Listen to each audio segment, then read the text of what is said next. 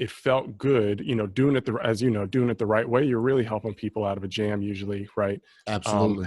Helping people felt good. That part of it felt good. You're listening to the We.L.E.R.E Real Estate Show, a podcast that discusses the intricacies of real estate investing with your host, Marcus E. Maloney. Marcus is a real estate investor best known for being the equity king. He's been awarded that moniker because he and his team find amazing real estate deals. He will be talking with investors who have done some transformational things in the real estate industry. They'll discuss their process, their strategies, and how their investments transform their lives and the communities they invest in. We welcome you to the We.L.E.R.E Real Estate Show. Hello, We.L.E.R.E Real Estate family. Welcome to another show. On today's show, I have a very special guest from the DC metro area who is doing some fabulous things. This is Christopher Mills. And Chris, hey man, welcome to the show. How are you doing today? I'm fantastic, buddy. Nice to see you again. Yes. Likewise, man. I was a guest on Chris' show, and I'll let Chris talk about his show towards the end. But before we get started, Chris, you're in the DC metro area, Virginia. You're doing some things there, man. Kind of give us a little background about who you are, what you're doing, and then we can start kind of going into some of the topic, the conversation of the day. So who are you, what you've been doing, and introduce us to the listeners.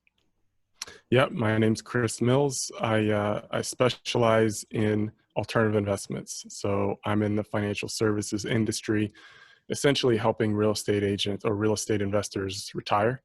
So I work with a lot of investors, but on the securities side. So retirement planning, retirement execution, things of that nature, because, it looks different for real estate investors versus, your typical average family. So that's what I do. And that's kind of one of the reasons why I wanted to have you on, is because, a lot of people that I talk to, they're real estate investors. They say, hey, I retired, but they're doing fix and flips and things like that. So they're not technically retired, but then they don't know how to deploy that capital. Yes, they go and buy some multifamily units or some single family units for rental. But, I wanted to talk to you even from my perspective of, what can we do to hedge ourselves, going forward as real estate investors to leave that legacy, to leave those wealth building strategies for our families. With that being said, Chris, tell me, because you're coming from both perspectives. You're coming from a real estate investor and now coming from, the financial services market. So tell me, give us your backstory as a real estate investor, how you got started and everything. Sure. So I started helping people invest and just kind of doing a little bit of legwork and things of that nature because I had an interest in investing from a young age, probably 15, 16, 17. Started trying to make my own money even as a kid, really. Quick story. I remember walking through the mall visiting my grandparents. So this was probably High Point or Greensboro area in North Carolina, early 90s. And I saw this sweater, and I still remember it to this day, as this big, thick, cream-colored hoodie. And I wanted to buy it. So we walked in the store, and I don't remember the price, but it was 3 digits, right? It was crazy. Okay. So my parents were like, nah. And then we got back home, and I saw the jeans, and the same logo, this big cream colored FB, was also on the jeans. So I was like, oh, okay, I got to have this stuff. This is, I'm feeling it. And they were like, okay, well, if you want to pay this much for jeans and this much for clothes, you're going to need to start making your own money. Cause we'll buy you these clothes. And if you want these, that's all you. So Yep. So I started, just doing whatever I could, thinking along those lines. And, when I came towards about 17, 18 years old, the manual labor side of things wasn't as interesting, right? Multiplying money was more interesting to me. So I went to a friend's father who I looked up to as, I think he was an entrepreneur and he was really good at investing. So I said, hey, I want to start investing. I'm 18. I can do these things now. What should I do? And he said, well, go, open an online brokerage account and, look up your favorite, businesses, things of that Yep. nature, and pick one. So I took about $1,000, put it into a company that I knew wasn't going anywhere. And, I knew kind of well, I shopped there. And so I went back to him at church the next week. I said, all right, I put my money here. I've been looking at it all week. What now? How do I make it go up? He said, well, you don't. Like Right. you just watch and see what happens and hope you made a good decision. And I was like, well, that's the stupidest thing I've ever heard. Why does anybody do this? And it was probably at $800 at that point. So it wasn't the end of the world, but at the same time, I didn't really have the control factor that I was looking for. Right. So I kind of put that on the shelf. I mean, obviously fast forward 30 years, I'm in the financial services industry, but yep. We'll get there. So that's what put me on real estate, really, was the control factor, right? Okay. So I got introduced to it, started helping people, then went to one of those, big swoop into town seminars and got a coach through it and all that stuff. I spent way too much money, but it was the coach part of it was helpful, right? Because I had someone, I spent like a week with him and he was in my market showing me the ins and outs, things to look for, which did pay dividends later, the things he taught me at that point. Okay. So that got me into wholesaling. Then, cause that's what they always say to start with when you don't have the money. Right. Then I started doing some of my own deals. I'm mostly a buy and hold guy. So I would, first myself, then my wife and I, when I got married in 2007, we would buy something owner occupied, first FHA, then, 5% conventional. Then just over and over, year after year, just buy another one, rent out the previous, buy another one, rent out the previous. So we'd move every year or two. We definitely don't do that anymore now that we have kids and stuff, but that's how I got started, was just accumulating that way. Then I started a property management company once I started stacking them up. Okay. And,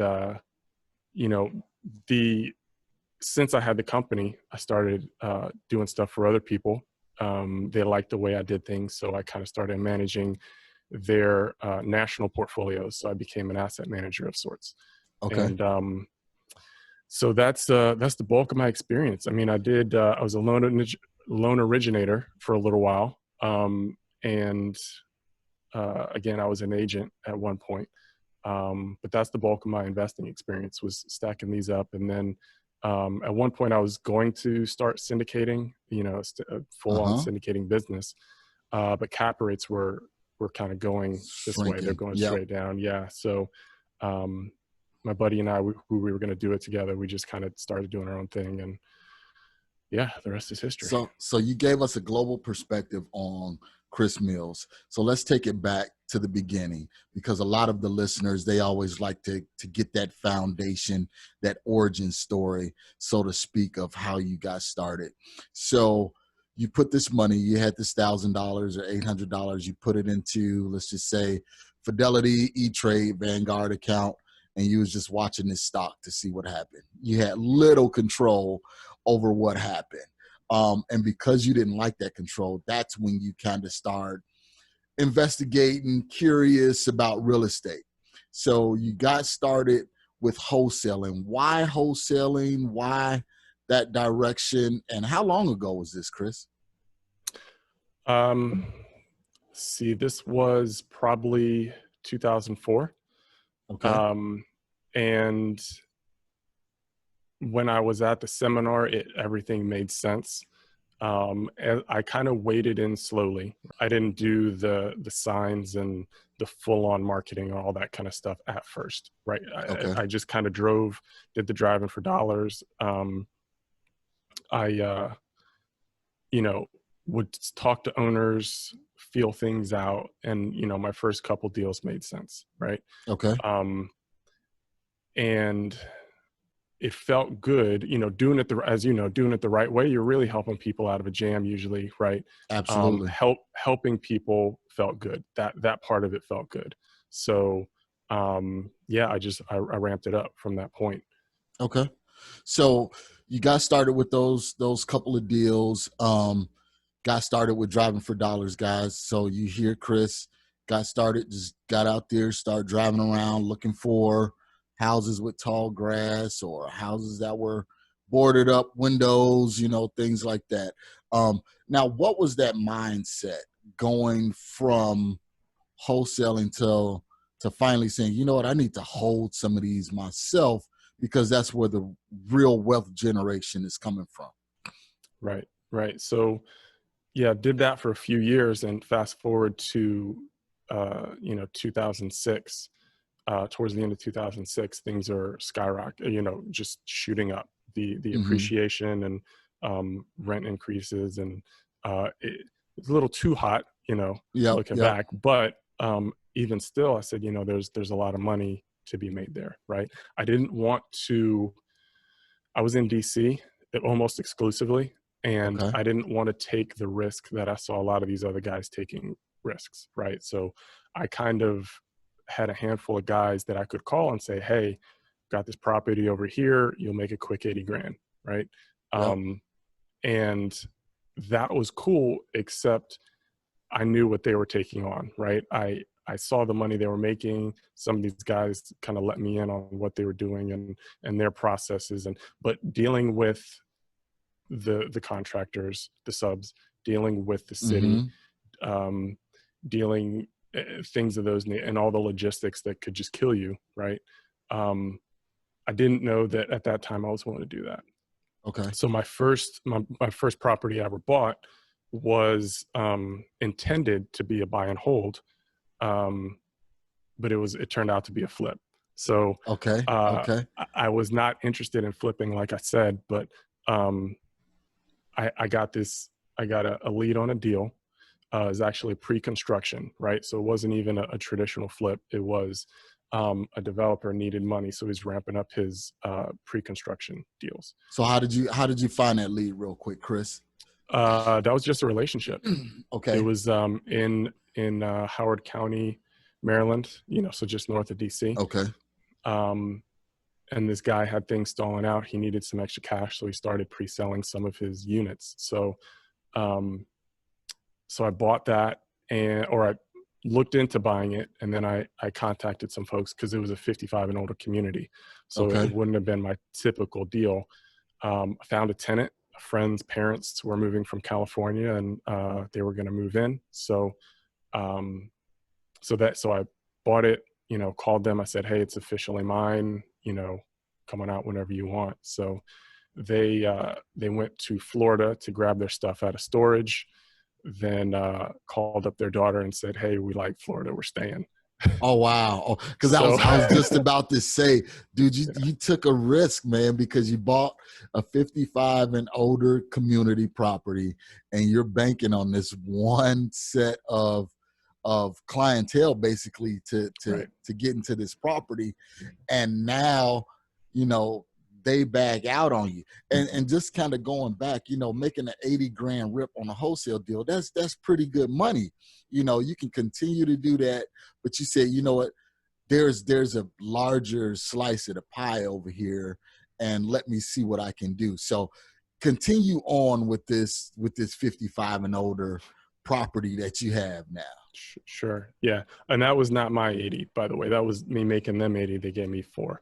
So, gotcha. And that's kind of what I wanted to, I'm glad you clarified that, because that's kind of what wholesalers see now, and I'm gonna just be frank. I just did a deal where I could have kept it. I could have did the fix and flip, could have made about 80, 90 on it, but I walked away with like 8, and then you start looking at those hoods and you're looking at, okay, well, I made 8 now. Now in 30 days, I see it on the market for 80 grand higher than, well, really like 120 grand higher than what I contracted it for. Yeah, I know Hmm. they had to put work into it, but at the end of the day, they're going to get a higher rip, so you come to that inflection point where it's like, okay, do I take the 8 or do I go through everything, all of the minutia and get to the 80? So it seems like you were at that point. Hmm. And I was kind of doing somewhat in the middle, right? So in DC, at least as far as I was concerned, there's very, very clear paths of development, right? Either down a certain neighborhood, a certain main corridor, something Mm-hmm. like that. So, and I lived there. So I would see the path of development, and then my wife and I would buy something, buy and hold like 10 blocks down, right? Gotcha. So then it would take a year to catch up. And then once everything was all rosy, it was no Mm-hmm. longer hood, right? It was, Right. either up and coming or had already come up. Then that's when we would, it's now easy to rent, top, Yep. top of the line rental rates, and then we just move down the road again, or Well, on a different side. Well, that's the power of really knowing your market and projecting forward Exactly. and seeing what's happening. A lot of people, they want to say, well, I want to buy in this area because it's already done, where you get no appreciation. But like you said, you saw, okay, well, we can wait a year and move 10 blocks up that path to progress, and Hmm. we'll make that money in a year versus trying to make some money now, Right. which is very, very smart. So And that's why a lot of these guys trusted me, is because I was putting my money. I wasn't going to do a flip, but I would tell them, hey, I'm buying here, for X, Y, and Z reasons. So here's the deal I'm presenting on this block or whatever. So yep, yep. they knew I knew what I was talking about, because I was living there. Right. You had a vested interest. You was living there and you're buying more properties there. So they know it's not like some wholesalers, not even in the area, hey, just try and pick up this deal and then they run on to the next project. Okay, Hmm. so we got that clarified. Okay, 55 and older community, how did you dig yourself out of that hole? So I freaked out for about a day. Mm-hmm. um, but I was involved, I had relationships with a bunch of other investors. So um, I was into it really well, right? Because Okay. of how I bought. So I called, one of the most cash heavy, aggressive investors that I knew, and said, hey, I can give you this property at this address for this amount, which was market value, right? Mm-hmm. And so I would still make out well. Right. She bought it from me, um, and it continued to appreciate, right? Because the market was still white hot at that point. Yep. So I said, hey, this is the community. This is everything it has to offer. Right between Baltimore and DC, it was and still is a really great community. So um, it continued to skyrocket for her. I made out pretty well. So, everyone was happy. I wouldn't have planned to flip it like that, but Uh-huh. because as you said, the 55 and older part is pretty limiting. But there's a lot of lessons I learned, Yeah. and made it out through the skin of my teeth. So, Well, I mean, the and it main was, go ahead. Sorry. I was gonna say one of the main things was you saw the opportunity. You didn't know how you were gonna get it done. You thought you knew. You Right. thought, hey, I got this family over here that needs it. Let me match make, put it together. But then it all fell apart. But you still figured it out, and that's one of the key things with real estate investors is everything don't go according to plan. Hardly ever does it go according to plan, and you have to figure it out along the way. So kudos to you, man. You were able to get it done. You were able to make some money. Kind of what was the numbers on that property, if you still remember? Yeah. So I bought for almost right at 4 and sold for 5. Okay, so $100,000, give or take, minus commission Minus all the stuff. fees, Yeah. everything like that. So that's not a bad play. How long did you have to hold it? Uh, Total settlement to settlement was maybe 4 months Okay, at the okay, most. so Yeah. 25, or You did pretty good. You did pretty good on that. You can't knock that, but again, you saw the risk, took the risk, and you made out. So now you got that up under your belt. You got some money in your pocket. What was next, Chris? So yeah, that was the first property I ever bought. The second was my personal home. The first one I bought myself. Then, when we got married, my wife moved in, and then we kept moving from there. So that was the start of that process, right? Okay. Were you working full time at this time, Chris? At that point I was, yeah. Okay. Yeah. All right. So, but during the wholesale phase, were you working full time also, or were you just full time? For starting out, I was, and then that was quasi full time for maybe 2.5, 3 years. Okay. Mm-hmm. All right. So, kind of tell me, what was your largest assignment fee, wholesale fee during this time, outside of what you made on, that accidental flip? Yeah. Probably 8, I think. Okay. Yeah. So consistently making 8 here, 6, 4, It was things like that. it was typically in the 4 to 6 range. Okay. Yeah. The 8 was an anomaly. Okay. All right. And I know most people, I know right now our typical overall wholesale fee is right around 11.5. But yeah, you have those where you make 4, you make 3, you make 8, you make 20, 17, so there is some inconsistencies. But the main thing is, once you get that money, what you do with it, so what you were smart. Once you did that 55 and older community, you said, okay, well, let's get established. Me and my wife, let's buy our own primary residence. So when you bought that primary residence, did you buy it with the idea of, we'll be here for a year, gain some appreciation, and then move on? Or was it? Yep. Okay. That was but your plan. That one is the only one I didn't keep, actually. So we did that one, and we got married June of 2007, and then probably December of 2007, I'm sitting there, I'm in the industry, I see the writing on the wall, right, as far as what's about to happen with the economy and the real estate market. So I told her, I was like, if you're game, if you trust me with this, I want to sell this and this other one, and possibly even the one that she came from, right, because she was a condo owner when we got married. I was like, everything's going to take a hit for a little while. I think we should, hang back, rent, and then, just save our cash and start building up again. So that's what we did. We rented this little condo down on the water in DC for a couple years, and then started buying again. So now being a homeowner and multiple homes, and your wife being a homeowner, how receptive was she to that, saying, hey, we're going to sell and we're going to go back to renting? She was fine. She trusted me. So, which is, it's a big deal making moves that big, to have your partner on board with you, for sure. Absolutely.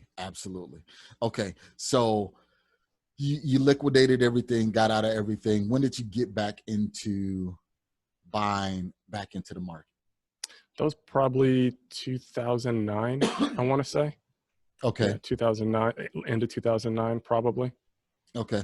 And what did that look like? And also, before we move on to that, Chris, if you don't mind, how much cash did you and the wife had set aside, when you sold those properties and decided to rent?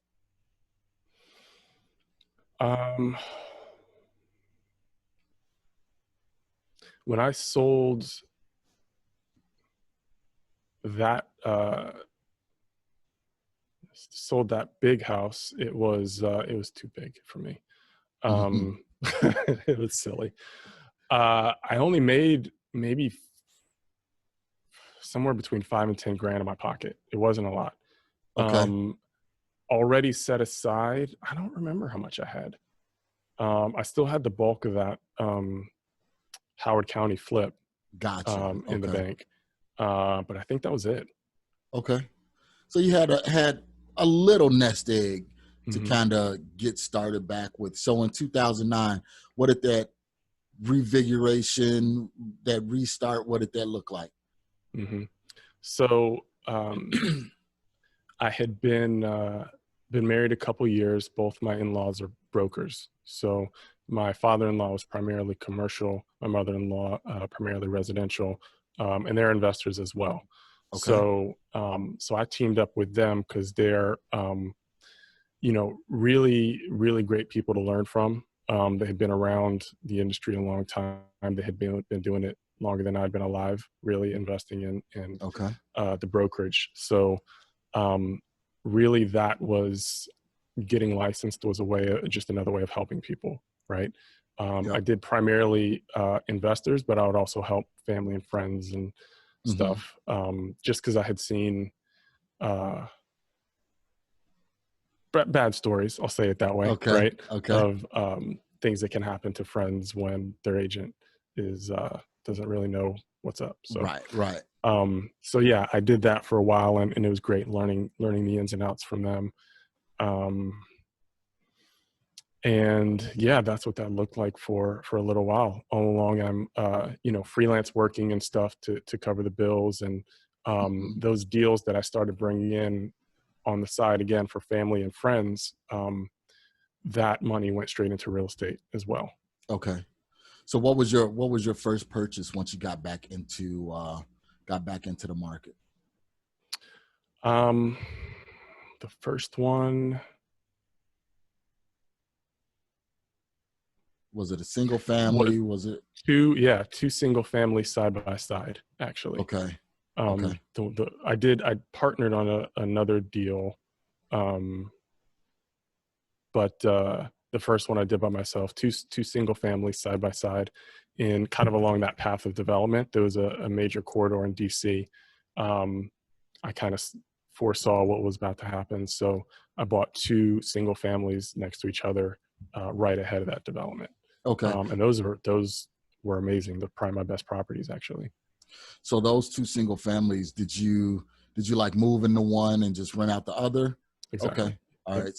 So did you use conventional FHA on one and then conventional on the other? How did you finance those? So one was conventional, just 5% down, owner occupied.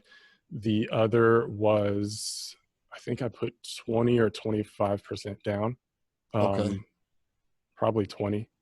Um, but it was a fantastic property. I bought it for 175, and the note was low 900s, I want to say. Okay. Um, and then I rented it out Section 8 in DC, Section 8 in that neighborhood. It's on their website, at least it was Okay. back then. It probably still is, what they pay for 3 bedrooms in this neighborhood versus this neighborhood. So already knew in advance 3 bedrooms in that neighborhood paid 2,000. Okay. So you're looking at the cash flow immediately going in. Mm-hmm. Sounds pretty good. Now, did you have any hesitation? Because I know some people say, hey, you know what, I'm a little hesitant about going Section 8. And some other people say, hey, I love Section 8 because I know it's guaranteed money. What is your philosophy on Section 8 tenants and investing? You kind of look at both. There was no hesitation on my part. In fact, I have a buddy of mine who I still give a hard time to this day, because Hmm. I wanted to buy a third, but I would have had to cash out my 401k to do it. So he talked me out of it. Um, but but I knew they were that good at deals, right? Um, so yeah, netting that much money off a little 3 bedroom house, um, it was worth it to me to go Section 8 because one, um, there's a few factors, right? One, it is the guaranteed income, Yep. like you said. And at that time, that first year, her portion was only $89, all things considered, Oh, wow. Okay. including utilities, everything. She paid $89. And I mean, a year into it, my wife and I are looking at each other like, man, maybe we Maybe should do we should. that. Because it was a Right. brand new renovated property, right? It Okay. was, it was, I knew the developer. He bought a couple blocks worth in that area, and he called me and said, "Hey, Chris, if you or any of your clients want to buy, feel free. Here's the information." So Okay. that's why I jumped on a couple, and again, almost did a third. And the way I looked at it was, even if I pick a bad Section 8 tenant, which you do have to be a little more Yeah. scrutinizing with Section 8, but there's also really good ones, right? So hopefully I get a good one, and I did. But even if she tore it up, with that kind of cash flow, I don't even care, had the reserves. And yeah, exactly. And with a 3-bedroom, right? And you got a family, they're less likely to stay for a year or 18 months and then move out, right? Yep. So she stayed there probably, I want to say 5 or 6 years. Okay. And I did have to gut the whole thing when she left, but it was worth it, for that kind of money. Yeah. I'll do that all day long. Right. Okay. Okay. Now, did you do your own screening, or did you use a property manager at the time? Yep. I did my own screening. Yeah. So what were you looking for, coming from a property manager's perspective? Because I know you have that background. What were you looking for, that gave you the green light to say, okay, yes, I'm going to go ahead and rent this unit to this young lady or this family? Yeah. So she was some kind of nurse or practitioner or something to that effect, right? Okay. And she made good money. And normally I look for,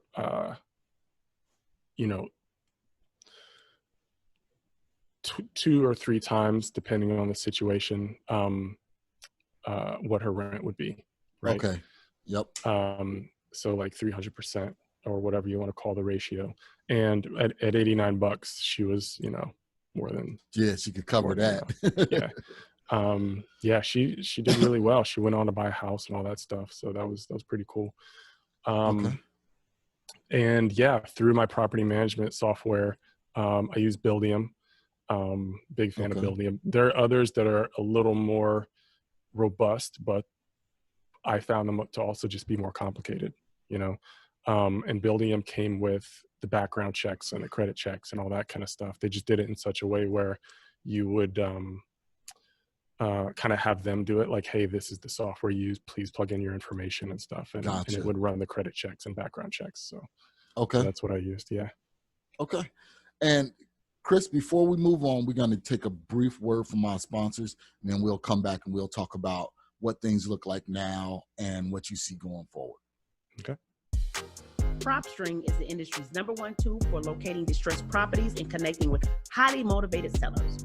With 100% coverage across the U.S., PropStream provides a deep dive into any property's specific details, making it easy to generate lists of distressed properties and contact to the owners. No other product or service can compare. Gain access to MLS property details like expired listings. You can pull accurate comps, even sale prices in non-disclosure states. This information is typically reserved for licensed real estate professionals, but it is also available to you in PropStream. Gain access to unlimited nationwide property search, comparable home sales, targeted marketing lists, and owner contact lookup, built-in marketing tools, hundreds of filters to search and sort leads. Start your free 7-day trial now by going to proud.propstreampro.com/WeLoveEquity. All right, Chris, we are back. We are back with Chris Mills from the DC metro area. Chris is a real estate investor. Chris is doing some amazing things out there in the DC metro area. So Chris, tell me, you had these properties, you started wholesaling, worked your way up. You had these properties. Now you're into, or you started your property management company. How did that happen? How did that occur? That was really just birthed out of me getting organized. I had a handful of properties, and I had to move into software from the spreadsheet and stuff, right? Mm-hmm. And the software made it,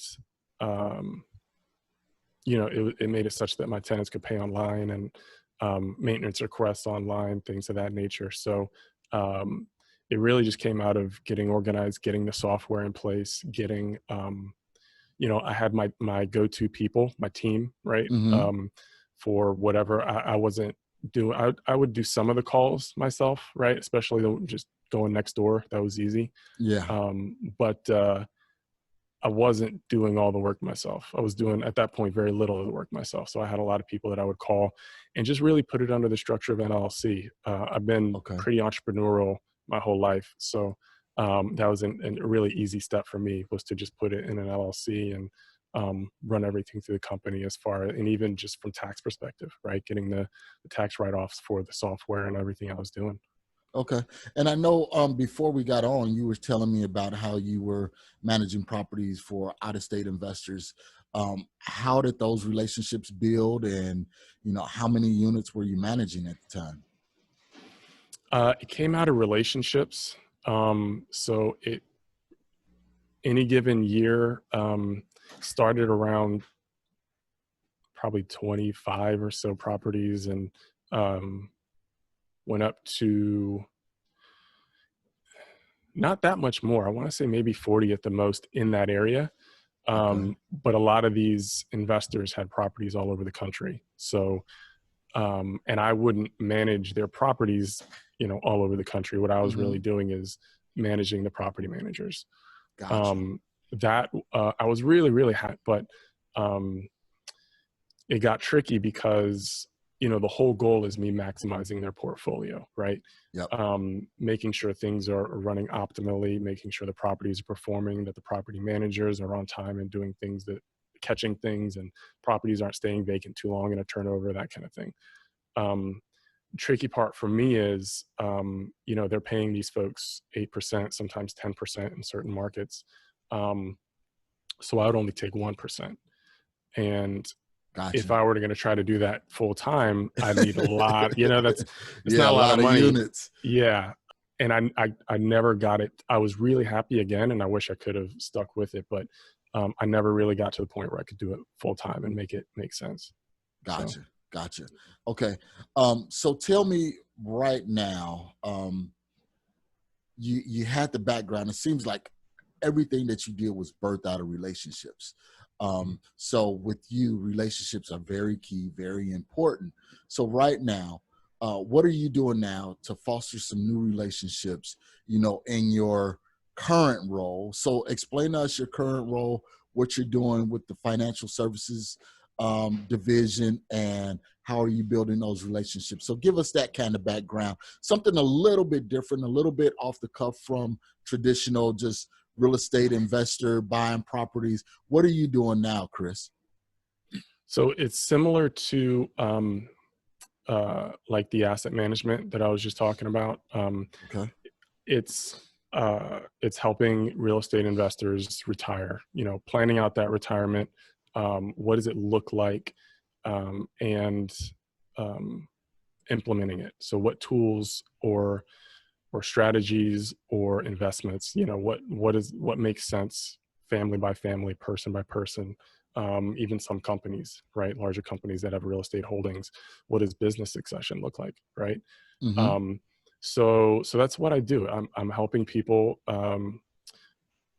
and yeah, it's super fulfilling. I don't have the traditional model of kind of helping people. There's a lot of metrics and investments that I have access to through the financial services industry, where you can run what's called like Monte Carlo situations and stuff. Like you have 30 years that you think you'll be retired, right? You retire at 65 and pass at 95 kind of thing. So you Mm-hmm. need to cover 30 years. I wrote a book a while back in which I challenged people to invest for 100 years, right? So not necessarily to act like you're going to live to 165, but Uh-huh. you should be investing in such a way where your investments will outlive you, right? Benefits your kids, benefits your grandkids, and on and on. So really don't just plan for that 30 years, plan for 100 years. And you know what? When I talk to most real estate investors, that's kind of the reason, or the main reason why they get into real estate investing, is because they want the generational wealth to leave for their kids, their grandkids, and great Absolutely. grandkids. So talking to you is definitely coincide with what a lot of real estate investors are looking to do. And I know we talked about DSTs. Talk to us and introduce to us what a DST is, because a lot of people know and are familiar with 1031 exchanges, but not so much about a DST. Right. So to summarize the 1031 exchange briefly, just in case. Yep. There we go.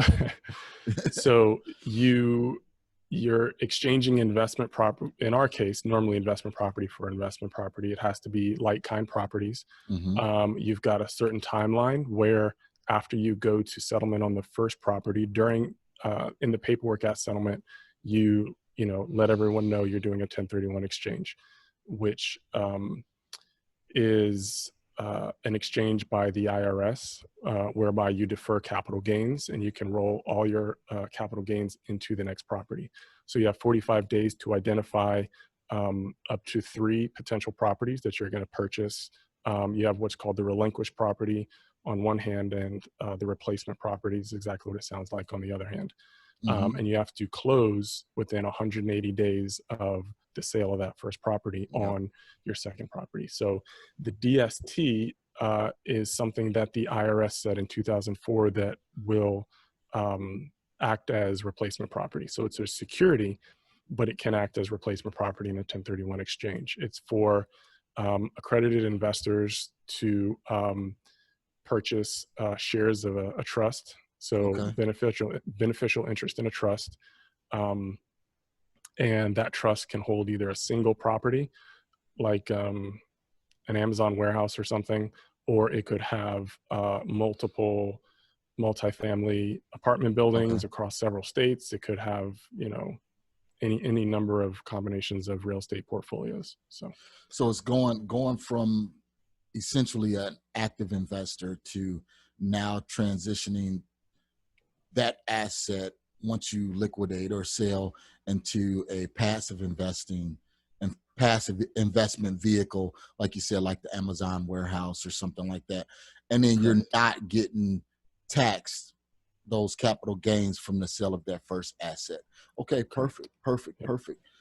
How did all of this arrive, for you? How did you get into all of this, Chris? Was it just through the property management services and then you transition? But how did you start, with the asset management? Yeah, so it really did come through the asset management. So I had a situation that I was dealing with a certain portfolio, just trying to help somebody out. And it's something I was wrestling with, and I had never heard of a DST before. But Mm-hmm. I'm having breakfast with a good friend of mine one day, and we're just kind of catching up like we do periodically. So I drove out his way, and we're having breakfast early in the morning, and I'm like, I'm really wrestling with this certain situation. And he was like, "Oh, well, it sounds like you just need a DST." And I was like, "Well, what's a DST?" Yeah. So he gave me the 30-second version, and then introduced me to a couple people. And this was a long time ago at this point, but I had breakfast, or I had another meal with this guy when he was in town from Texas. And so he kind of explained everything. He was helping me with this situation. And then at the end of the conversation, he kind of sat back, and I was, at this point, I was thinking, I was going to retire, or, move. I had moved out to the country, and I'm, Uh-huh. just walking barefoot through the grass kind of stuff. Trying to figure out my next move, taking my time, you know what I mean? Mm-hmm. Because I wanted to help people, but really didn't find anything that worked and paid, and didn't want to go back to being a traditional agent. So I kind of wanted to just kind of think and pray on what I wanted to do next. And so this guy sits back, and he's like, you have a lot of real estate experience, more than most of the financial advisors I work with. You'd be excellent, doing this full time. So he's like, he's like, how long have you known Brian? I was like, oh, over 10 years, and good friend of mine. He's like, yeah, you guys need to link up, and you need to get your license and do all that stuff. So, so that's what I did. One of the hardest tests I've ever taken, but, okay. And that was the securities test. This is Series 7. Yeah. Yep. Yeah. Okay. So, but yeah, it started there. I was doing, DSTs and, non-traded REITs, all the real estate based stuff, Okay. even opportunity zone funds. And, then it kind of, just as a value add, I started helping people with the traditional wealth planning and retirement planning stuff, because I had access to it, right? Why not just Right. help people? But it weirded people out. Honestly, they're like, wait, why are you doing all this for me for free? Are you sure? Like, what's the catch? What's going on? I was like, no, I just, it's just what I do. Just what you do. Okay. Yeah, it's all, the legacy piece has really always been a passion of mine. I helped my my grandfather, or his estate, really. My grandfather was super old school. And we might have talked about this before, now that I think of it, but offline.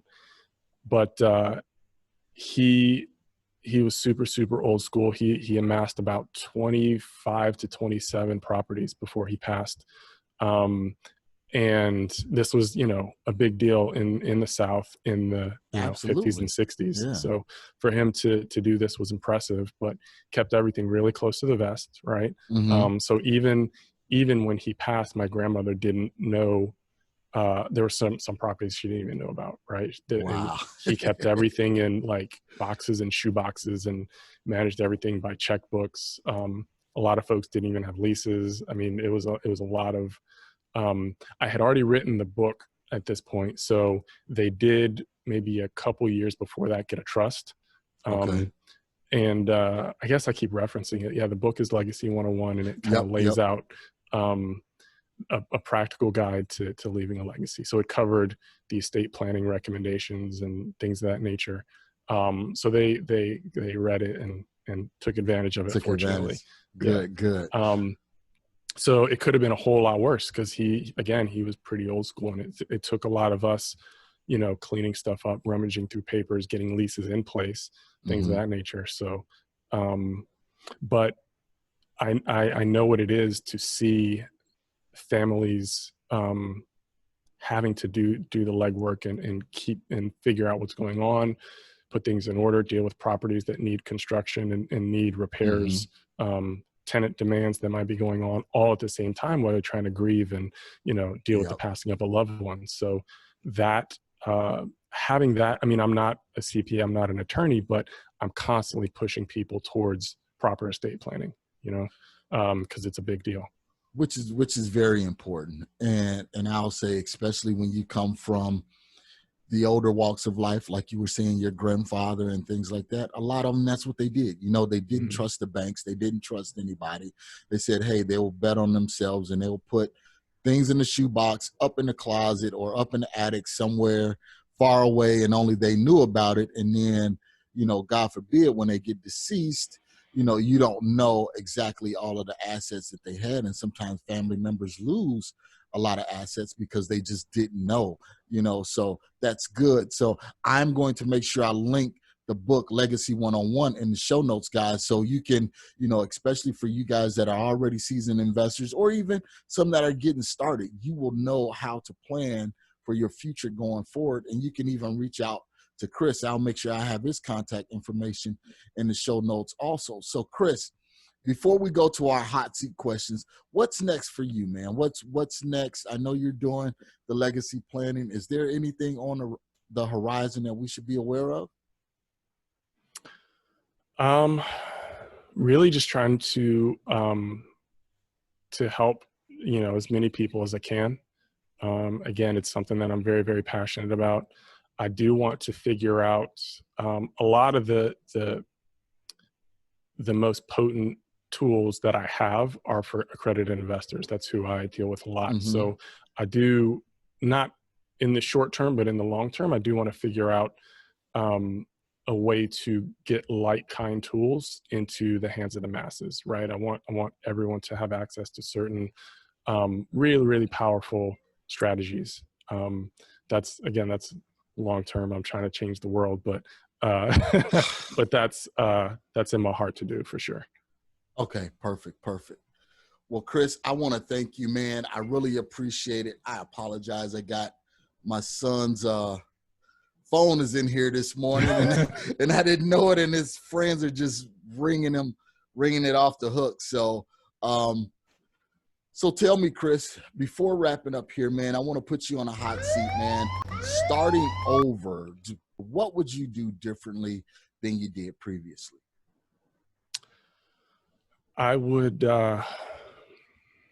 I trust my gut a little bit more. For example, that third property that I didn't buy, even though I really wanted to, I wouldn't have let anybody talk me out of it. I would have done it, stuff like that.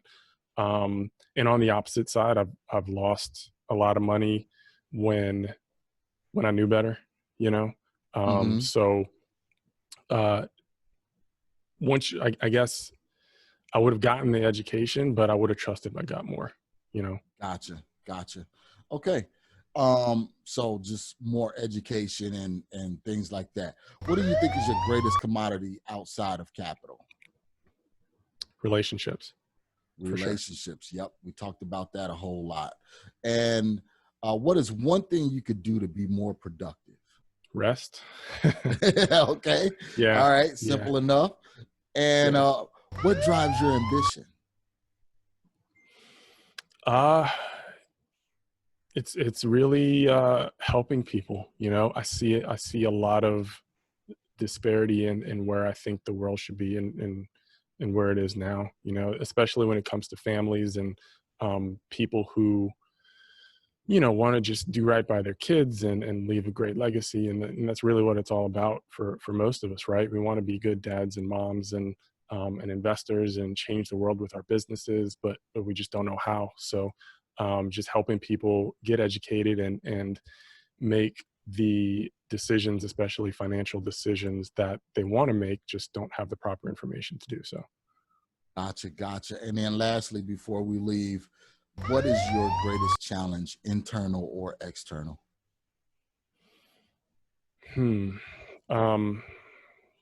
This one is tough. Internal, it's probably internal, really, because I can get in my own way and get distracted, right? Okay. I'll find a certain amount of success in something and then want to find the next challenge. Yep. Instead of sticking with it. So yeah, I'm probably my biggest hindrance as far as that goes. Okay, sounds good. So, Chris, before we leave, in parting, we have Legacy 101, which is your book, which we'll make sure we link in the show notes. How can we get in touch with you? How can, you know, the listeners find you if they want more information about legacy building, you know, or if they're in the DC metro area and they say, hey, you know what, I want to take Chris out to lunch and see what I can do to be of service to him, or if I can, you know, get some services from Chris? Yeah. You can email me through my website, probably auditmyrealestate.com. Okay. It's exactly what it sounds like. Auditmyrealestate.com. The haneycompany.com is another good way to find me. And yeah, my cell phone and email are on there, and I'm super accessible. So wide open to those too. Okay, sounds good. Well, Chris, thank you so much. I really appreciate the time being with you. I learned some information about DSTs and 1031 exchanges. I didn't know your full story about how you transitioned from wholesaling to residential rentals to, you know, everything that you're doing now. So, man, I really appreciate it. And thank you. And guys, take this information that Chris has shared with us, research it, do your due diligence, and get out there and get started as a real estate investor and continue to grow your portfolio. Remember, in parting, signing off, always remember to enjoy the journey. Thank you, Chris. Thank you, Marcus. Thank you for listening to today's show. I picked up some great actionable items, and I'm sure you did as well. If so, let me know. You can always reach me via social media at facebook.com/MRCSMaloney, Twitter at MRCSMaloney, and of course, IG at MRCSMaloney. You can also always reach me via email at mmaloney@equityri.com. Make sure you reach out to our guest as well. You can always find their contact information in the show notes below. If you have not subscribed already, what are you waiting for? Join the family. And while you're at it, leave us a 5-star review. This is how we tell if we're providing you with what you need for your journey. If there's someone you would like for me to interview, or if there's a subject matter you would like for me to cover, please let me know. Finally, if you're looking for additional information about real estate investing, go to equityrealestateblog.com. Also, youtube.com/Marcus Maloney. Until next time, family, always enjoy the journey.